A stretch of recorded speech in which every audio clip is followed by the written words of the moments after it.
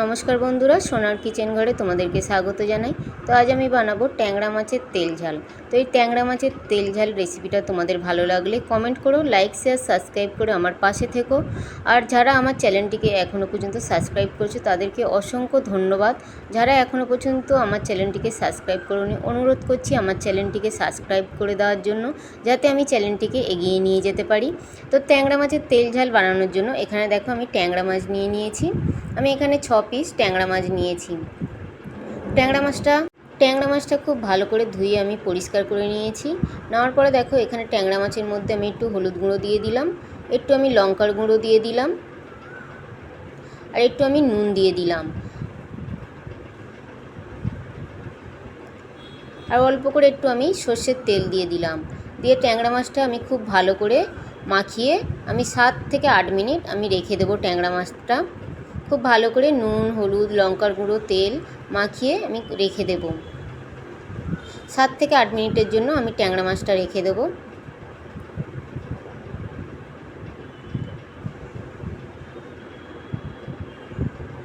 তো এবার এই ট্যাংরা মাছের তেল ঝাল বানানোর জন্য আমি একটা মশলা বানাবো। তার জন্য দেখো এখানে আমি একটা মিক্সির জার নিয়েছি।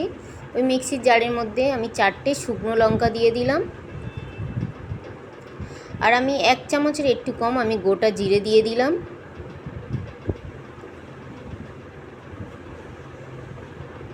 আর দেখো 4টে আমি কাঁচা লঙ্কাটা লাল হয়ে পেকে গেছে, 4টে আমি ওই কাঁচা লঙ্কা পাকাটা দিয়ে দিলাম। দিয়ে আমি অল্প পরিমাণে একটু জল দিয়ে দিলাম। দিয়ে আমি মিক্সির ঢাকাটা ভালো করে আটকে আমি খুব ভালো করে একটা পেস্ট বানিয়ে নেব। তারপরে দেখো এখানে আমি একটা কড়াই বসিয়ে দিয়েছি গ্যাসের মধ্যে। কড়াইটা খুব ভালোভাবে গরম করে নিয়ে আমি ওই কড়াইয়ের মধ্যে সর্ষের তেল দিয়ে দিলাম। সর্ষের তেলটা খুব ভালো করে আমি গরম করে নেব। খুব ভালো করে তেলটা গরম করে নিতে হবে। তো এখানে দেখো তেলটা গরম হয়ে গেছে। এবার ওই তেলের মধ্যে আমি ট্যাংরা মাছগুলো ভেজে নেব। আমি ট্যাংরা মাছগুলো দিয়ে দিলাম।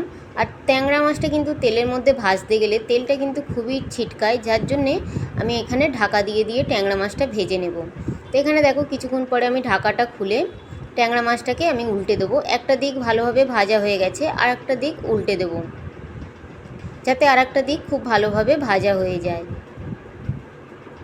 তো এখানে দেখো ট্যাংরা মাছটা আমি আর একটা দিক উল্টে দিলাম, দিয়ে খুব ভালো করে আমি ভেজে নেব। তো এখানে দেখো ট্যাংরা মাছটা ভাজা হয়ে গেছে, আর ট্যাংরা মাছটা আমি উঠিয়ে নিলাম।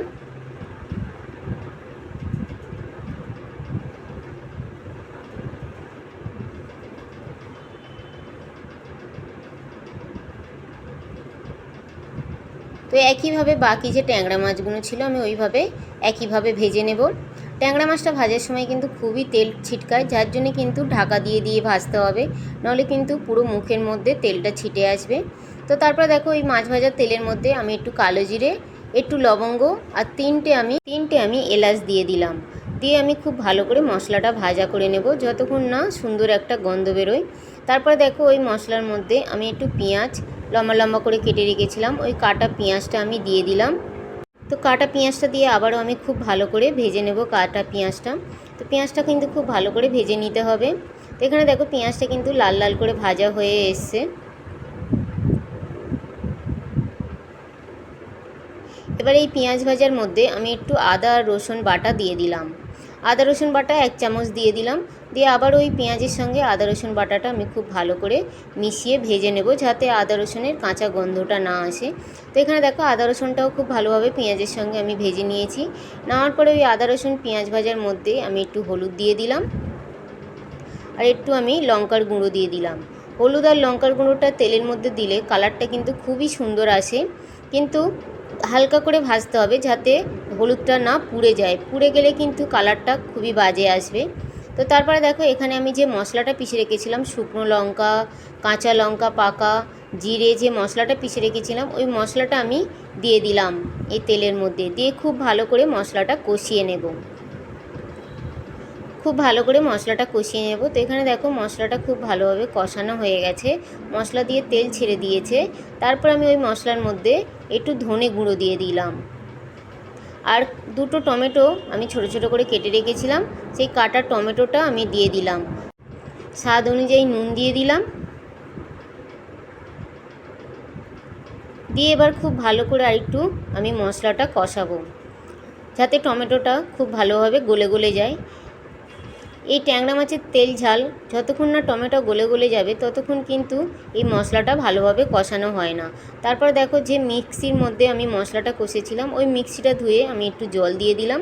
দেওয়ার পরে খুব ভালো করে আমি টমেটোটা কষিয়ে নিচ্ছি, যাতে টমেটোটা গলা গলা হয়ে যায়। তো এখানে দেখো টমেটোটা কিন্তু অনেকটা গলা গলা হয়ে গেছে।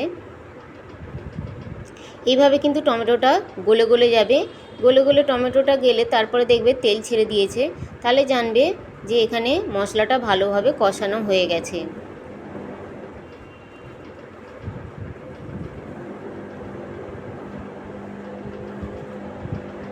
তো এখানে দেখো মশলাটা খুব ভালোভাবে আমি কষিয়ে নিলাম। নেওয়ার পরে এই মশলার মধ্যে আমি পরিমাণ মতন জল দিয়ে দেবো। তোমরা যে যেরকম ঝোল খাও সেই অনুযায়ী জলটা দেবে। এখানে একটু ঝোলটা তোমরা বেশিও দিতে পারো, আবার একটু গামাখাও করতে পারো। তো আমি একটু ঝোল ঝোল রাখবো, যার জন্য আমি জলের পরিমাণটা একটু বেশি দিয়েছি। তো এখানে দেখো ঝোলটা খুব ভালোভাবে ফুটে যাওয়ার পরে আমি মাছগুলো ওই ঝোলের মধ্যে দিয়ে দেবো। ট্যাংরা মাছের যে তেল ঝাল বানাচ্ছি, এবার ট্যাংরা মাছগুলো আমি দিয়ে দিলাম ওই ঝোলের মধ্যে। দিয়ে আবারও আমি 2 থেকে 3 মিনিট খুব ভালো করে ফুটিয়ে নেব। একটু ঢাকা দিয়ে ফোটাবো, যাতে ট্যাংরা মাছটা খুব ভালোভাবে ভিতরে মশলাগুলো ঢুকে যায়। তো এখানে দেখো 2 থেকে 3 মিনিট পরে আমি ঢাকাটা খুলে দেখলাম যে ট্যাংরা মাছটা খুব ভালোভাবে হয়ে গেছে। ট্যাংরা মাছের যে তেল ঝালটা খুব ভালোভাবে কিন্তু রেডি হয়ে গেছে। এবার আমি একটু নেড়ে দিলাম। দেওয়ার পর আমি এই ট্যাংরা মাছের মধ্যে একটু ধনেপাতা কুচি ছড়িয়ে দেব। একটু ধনেপাতা কুচি ছড়িয়ে দিলাম। দিলে এখানে ট্যাংরা মাছের তেল ঝালটা পুরো রেডি। আর এই ট্যাংরা মাছের তেল ঝালটা ভাতের সঙ্গে খেতে কিন্তু ভীষণই ভালো লাগে। গরম গরম ভাতের সঙ্গে খেতে কিন্তু ভীষণই ভালো লাগে। তো এখানে দেখো ট্যাংরা মাছের তেল ঝাল পুরো রেডি হয়ে গেছে। এবার আমি গ্যাসটা বন্ধ করে ট্যাংরা মাছের তেল ঝালটা নামিয়ে নেব।